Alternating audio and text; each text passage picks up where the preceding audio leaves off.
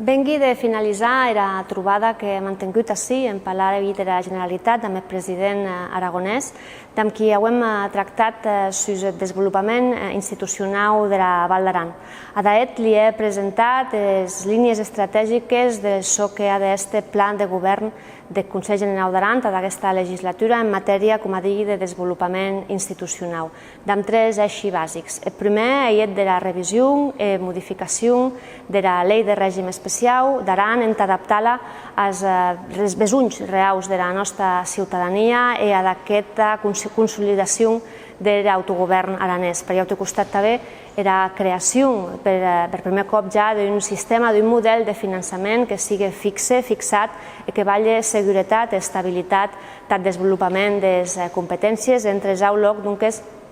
el desenvolupament de diverses competències que aquesta legislatura volem enviar endavant, com era competència en matèria d'esports,